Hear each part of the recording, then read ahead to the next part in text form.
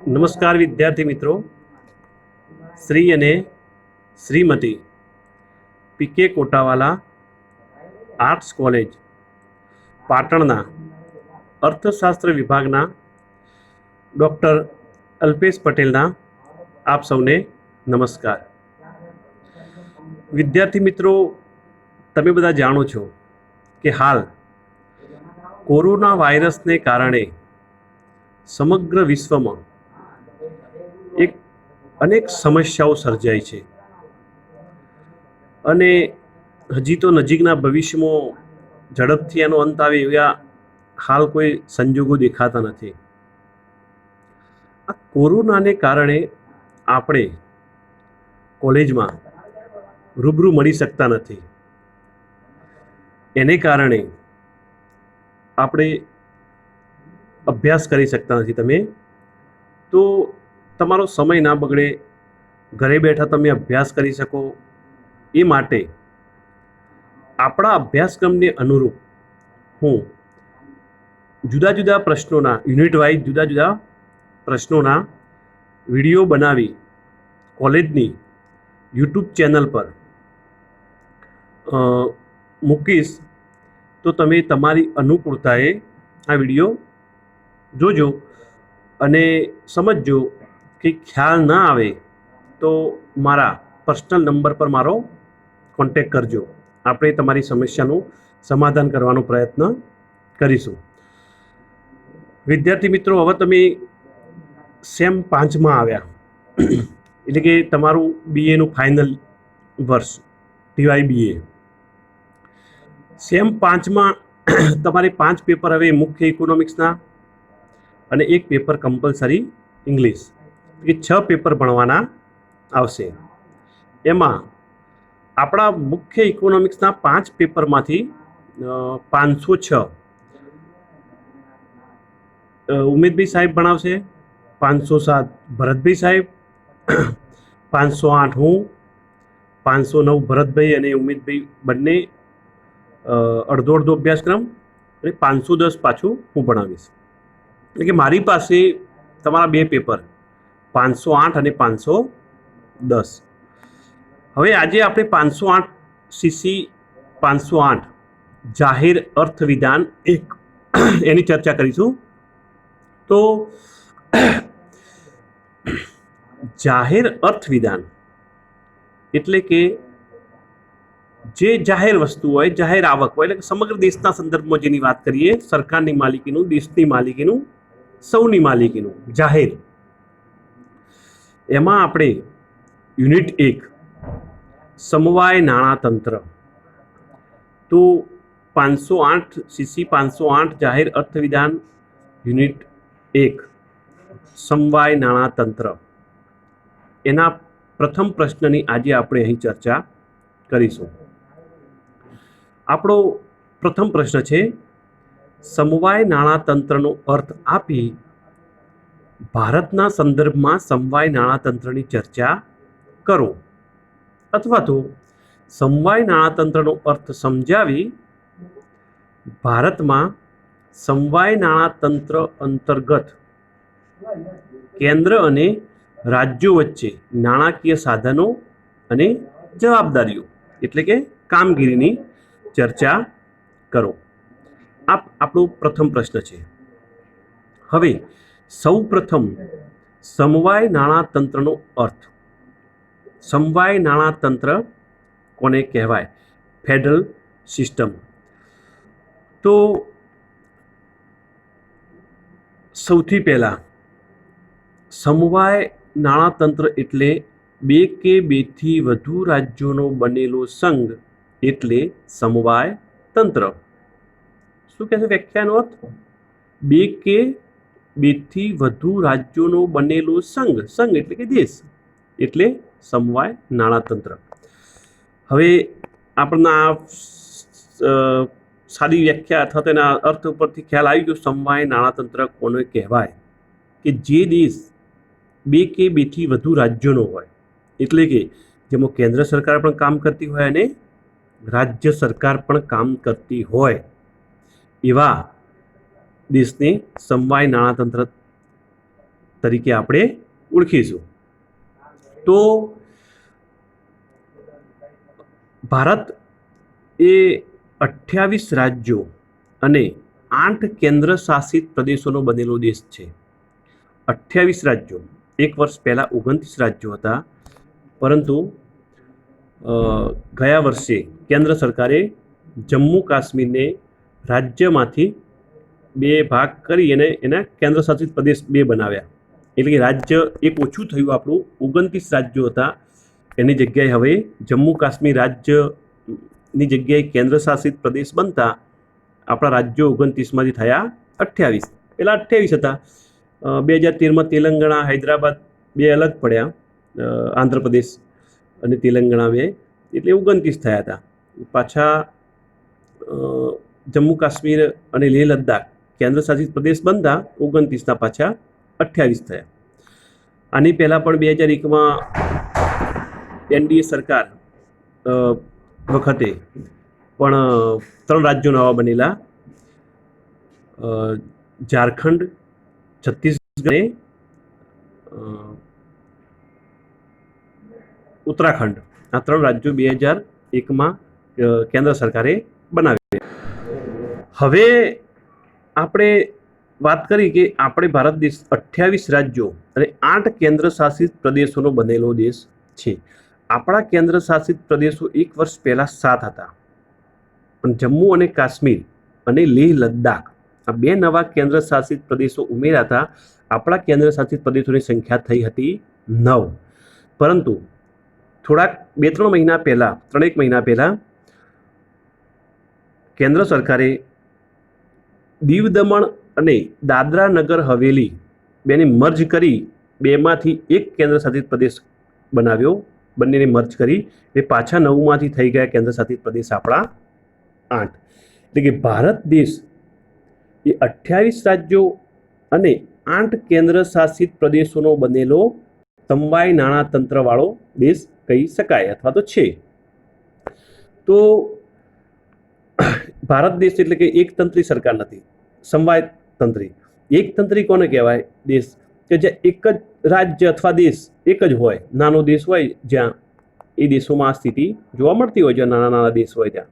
બાકી જ્યાં વધુ વિસ્તાર, વધુ વસ્તીવાળા મોટા દેશમાં સમવાય નાણાતંત્ર જોવા મળતું હોય છે. તો ભારત એ સમવાય નાણાતંત્રવાળો દેશ છે, જેમાં સમવાય નાણાતંત્રમાં શું હોય કે કેન્દ્ર સરકાર હોય અને રાજ્ય સરકાર હોય. રાજ્ય સરકારમાં પણ નીચે વહીવટી કામની સરળતા માટે આપણે પંચાયતી રાજમાં 58થી પંચાયતી રાજ અપનાવ્યું 1958થી. તો એમાં ત્રિસ્તરીય માળખું આપણે અપનાવ્યું. સ્થાનિક સ્વરાજની સંસ્થાઓ, સ્થાનિક સ્વરાજની સંસ્થાઓ કોને કહીશું આપણે? તો ગામ પંચાયત, તાલુકા પંચાયત, જિલ્લા પંચાયત, નગરપાલિકા, મહાનગરપાલિકા, આ બધા આપણા નાના વહીવટી એકમો છે જે સ્થાનિક લેવલે કામ કરતા હોય છે, જેને આપણે કયા નામે ઓળખીએ છીએ? સ્થાનિક સ્વરાજની સંસ્થાઓ. તો આ સ્થાનિક સ્વરાજની સંસ્થાઓ પછી ઉપર રાજ્ય સરકાર અને ઉપર કેન્દ્ર સરકાર, બરાબર? આ રીતે આપણે વહીવટી અને કામગીરી થતી હોય છે.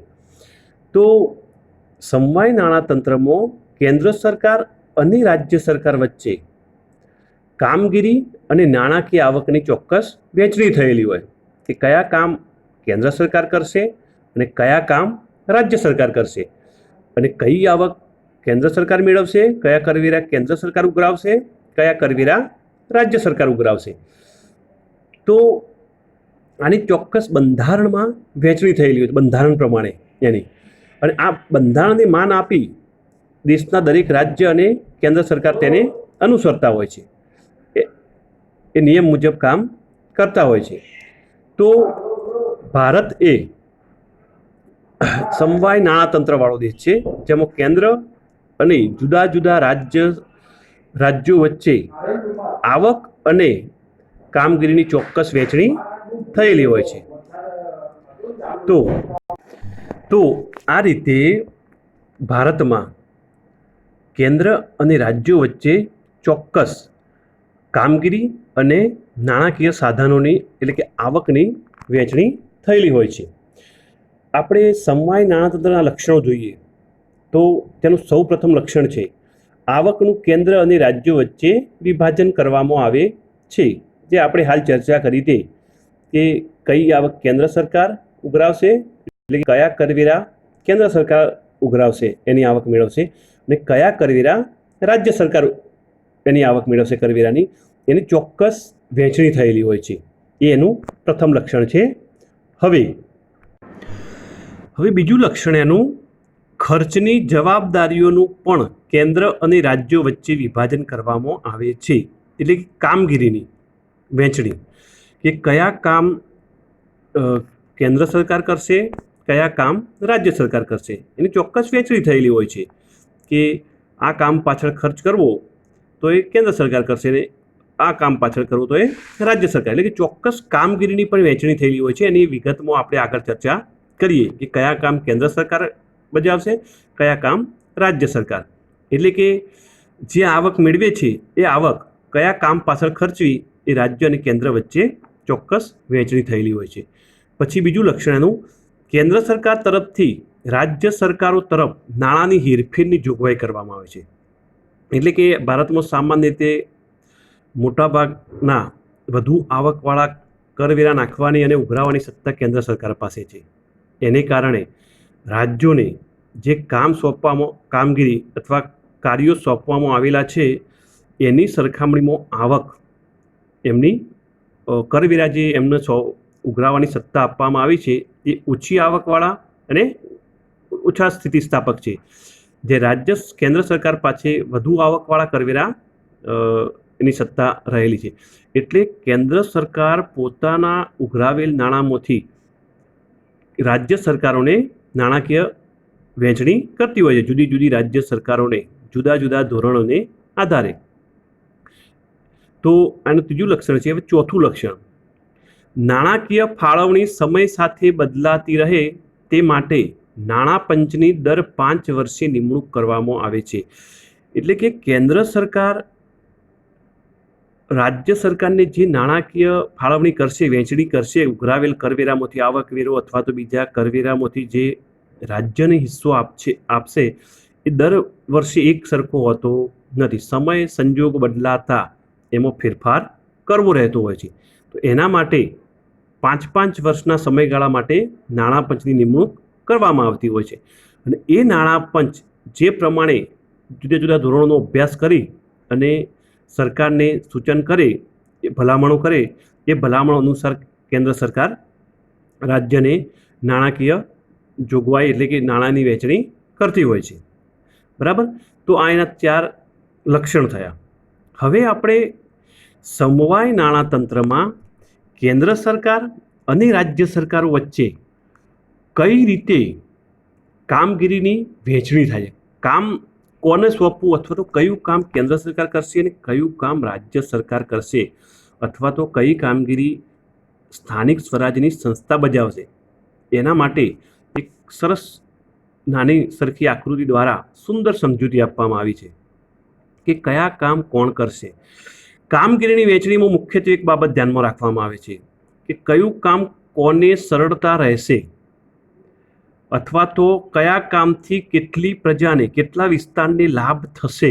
આ બાબત એમાં સૌથી મહત્વની છે. એટલે કે જો ઓછા વિસ્તાર કામ એનો લાભ મળતો હોય સેવાનો તો એ સ્થાનિક લેવલે આપવું, થોડાક વધુ પ્રમાણે હોય તો એનાથી ઉપરના લેવલે, થોડાક વધુ પ્રમાણે હોય તો રાજ્ય સરકારને, અને સમગ્ર દેશની પ્રજાને મુદ્દો સ્પર્શતો હોય એ સેવા અથવા તે કામ સમગ્ર આખા જ દેશની પ્રજાને એ લાગુ પડતી હોય, એની સેવાનો લાભ મળતો હોય તો એ કામગીરી કોણ કરશે? કેન્દ્ર સરકાર.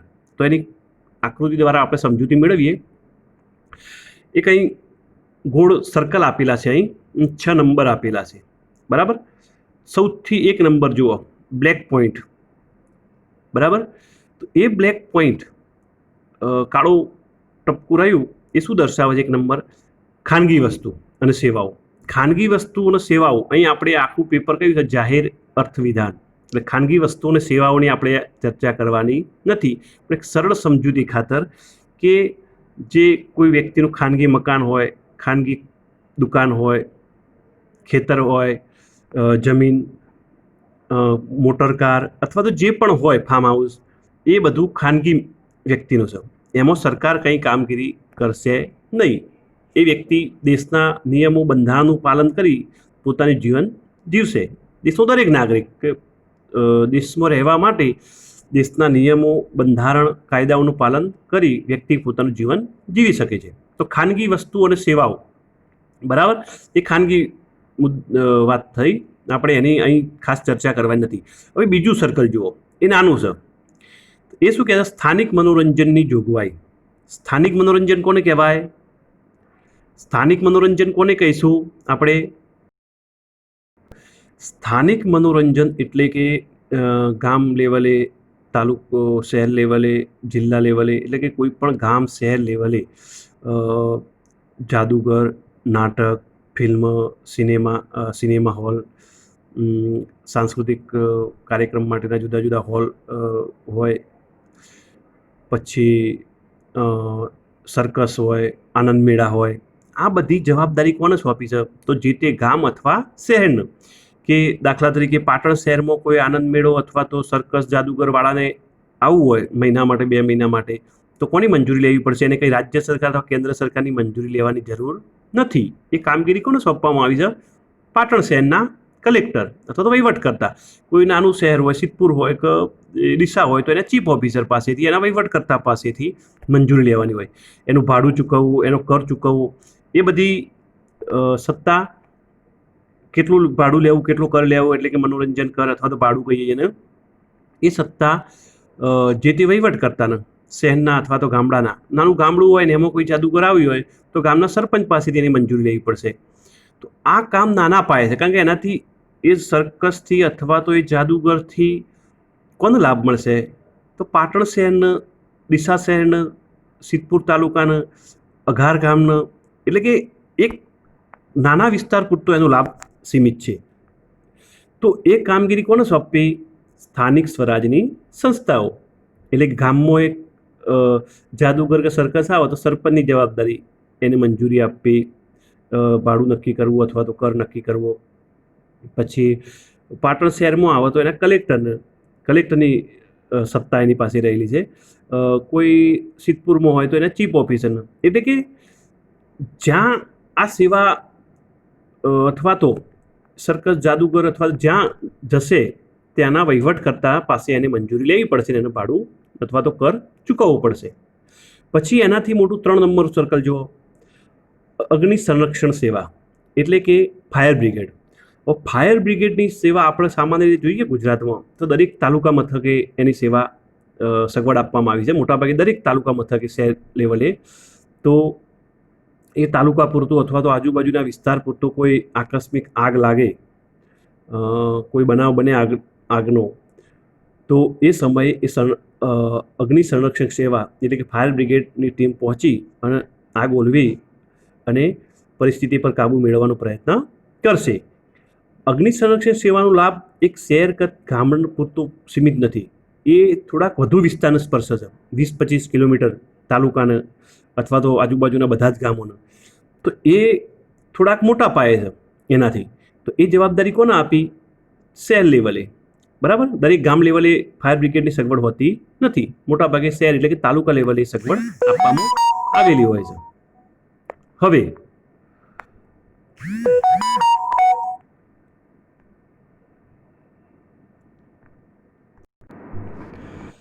હવે ચોથું સર્કલ જોઈએ આપણે, તો ન્યાયાલયમાં પણ આપણે ખાસ જોઈએ તો એના જુદા જુદા વિભાગ પાડવામાં આવે છે. તાલુકા અદાલત, જિલ્લા અદાલત, વડી અદાલત અને સર્વોચ્ચ અદાલત એટલે કે સુપ્રીમ કોર્ટ, જે આખા દેશ લેવલે હોય.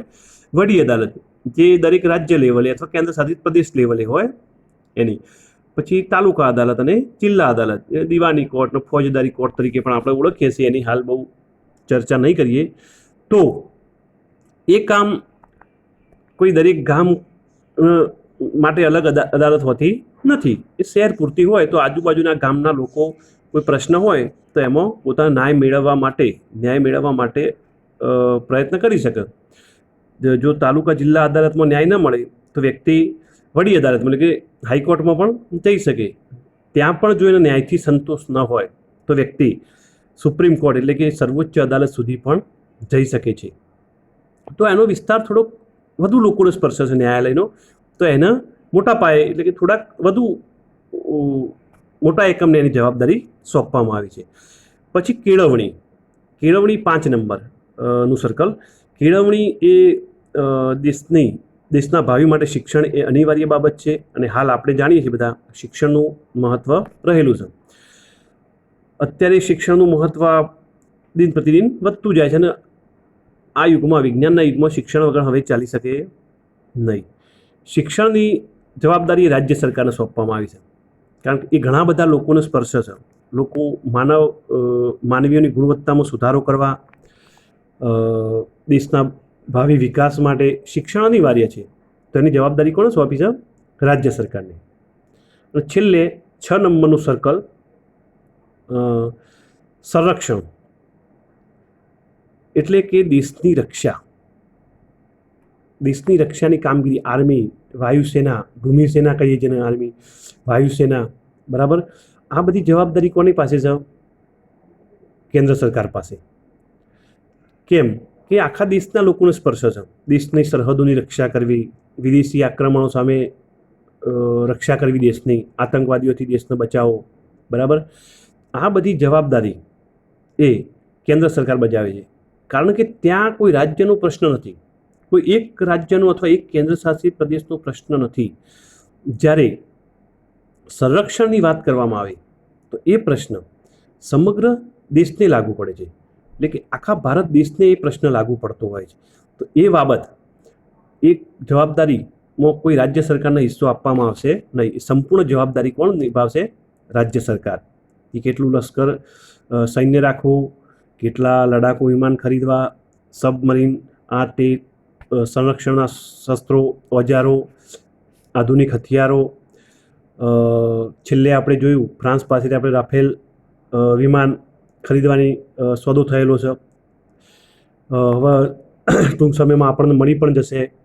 તો આ બધી જવાબદારી કોની છે? કેન્દ્ર સરકારની, કારણ કે એના પ્રસાર લાભ સમગ્ર દેશને પ્રાપ્ત થાય છે. એને કારણે એની જવાબદારી કેન્દ્ર સરકાર પાસે છે. સંરક્ષણની જેમ વિદેશી સંબંધો, દેશનું નાણું એટલે કે ચલણ, વિદેશી હુંડિયામણ, વિદેશ વેપાર, હવાઈ સેના, રેલવે, આ બધી જવાબદારીઓ પણ જે મહત્ત્વની છે મોટી મોટી, એ બધી પણ કેન્દ્ર સરકાર પોતાની પાસે રાખે છે અને પોતે કામગીરી બજાવી અને એના અંતર્ગત કામગીરી સરકાર કરતી હોય છે. તો વિદ્યાર્થી મિત્રો, આપણે આજે આ પ્રશ્નમાં જોયું કે સમવાય નાણાતંત્ર એટલે એક એવો દેશ કે જ્યાં 2 કે 2 થી વધુ રાજ્યોનો બનેલો દેશ હોય, બરાબર. અને આપણે કહ્યું ભારતના સંદર્ભમાં આપણે સમવાય નાણાતંત્રની ચર્ચા કરતા હોઈએ તો આપણે જણાવ્યું કે ભારત એ 28 રાજ્યો અને 8 કેન્દ્ર શાસિત પ્રદેશોનો બનેલો દેશ છે. અને સમવાય નાણાતંત્રમાં આગળ આપણે જોયું કે શું હોય, એનું 4 લક્ષણોમાં જોયું કે કામગીરીની વહેંચણી, કે કયા કામ કોણ કરશે, રાજ્ય સરકાર અને કેન્દ્ર સરકાર વચ્ચે. પછી આવકની વહેંચણી, કયા કરવેરા કે રાજ્ય સરકાર ઉઘરાવશે, કયા કરવેરા કેન્દ્ર સરકાર ઉઘરાવશે. પછી રાજ્યોને કેન્દ્ર સરકાર દ્વારા નાણાકીય વહેંચણી, એટલે કે રાજ્યો પાસે રહેલા કરવેરા આવકના જે કરવેરા ઉઘરાવવાની સત્તા છે એ ઓછી આવકવાળા હોવાથી કેન્દ્ર સરકાર દ્વારા રાજ્યોની નાણાકીય ફાળવણી કરવામાં આવતી હોય છે. અને ચોથું લક્ષણ હતું છેલ્લું એનું કે આ નાણાકીય ફાળવણી કયા ધોરણોએ, કયા માપદંડોને ધ્યાનમાં રાખી કરવી, સમય અનુસાર એમાં કેવો ફેરફાર કરવો, એ માટે દર 5 વર્ષે નાણાં પંચોની નિમણૂક કરવામાં આવતી હોય છે. એટલે કે દર 5 વર્ષે નાણાં પંચ જે ભલામણ કરે એ પ્રમાણે કેન્દ્ર સરકાર રાજ્યોની નાણાકીય જોગવાઈ, એ નાણાકીય ફાળવણી કરતી હોય છે. હવે એના પછી આપણે શું જોયું? એક આકૃતિ આ સામે જોઈ શકાય છે. આકૃતિ દ્વારા આપણે એ સમજૂતી જોઈ કે કામગીરીની વહેંચણી કરતી વખતે કઈ બાબતોને ધ્યાનમાં રાખવી. તેમાં મુખ્ય બાબત કઈ હતી? આપણે જોયું જે સેવાનો લાભ નાના પાયે એટલે કે ઓછા વિસ્તારને પ્રાપ્ત થતો હોય તો એ સ્થાનિક સ્વરાજની સંસ્થાઓને, એનાથી વધુ વિસ્તારને પ્રાપ્ત થતો હોય તો તાલુકા, જિલ્લા અથવા તો રાજ્ય સ્તરે, અને સમગ્ર દેશની પ્રજાને જો એ લાભ પ્રાપ્ત થતો હોય તો એ કામગીરી કોણ કરશે? કેન્દ્ર સરકાર. એટલે કે સેવાનો લાભ કેટલા વિસ્તાર પૂરતો મર્યાદિત છે એ બાબત મહત્વની કામગીરીની વહેંચણી કરતી વખતે. તો વિદ્યાર્થી મિત્રો, આ પ્રશ્નમાં આપણે હજુ આગળ ભારતના સંદર્ભમાં હવે ચર્ચા કરવાની છે કે ભારતમાં કેન્દ્ર સરકાર અને રાજ્ય સરકાર વચ્ચે કયા કયા કામગીરીની વહેંચણી થઈ છે, કયા કામ કેન્દ્ર સરકાર બજાવશે અને કયા કામ રાજ્ય સરકાર. એના પછી આવકની વહેંચણી, કે કયા આવક રાજ્ય સરકાર મેળવશે કરવેરાની, કઈ આવક કેન્દ્ર સરકાર, અને પછી કેન્દ્ર સરકાર દ્વારા રાજ્યોને આપવામાં આવતી નાણાકીય ફાળવણી, એની ચર્ચા કરીશું. તો આના પછીનો જે બીજો વિડીયો હું તમને મોકલાવું એમાં એની આપણે ચર્ચા કરીશું. બરાબર? તો વિદ્યાર્થી મિત્રો, કોઈ પ્રશ્ન હોય, કોઈ દ્વિધા હોય તો મને મારા પર્સનલ નંબર પર કોન્ટેક્ટ કરજો. આપણે એની સમસ્યાનું તમારા પ્રશ્નનું સમાધાન કરવાનો સંપૂર્ણ પ્રયત્ન કરીશું. અને વિડીયો તમારી અનુકૂળતાએ જોતા રહેજો, સમજજો, ના સમજણ પડે તો ફોન કરજો. ચલો, નમસ્કાર વિદ્યાર્થી મિત્રો.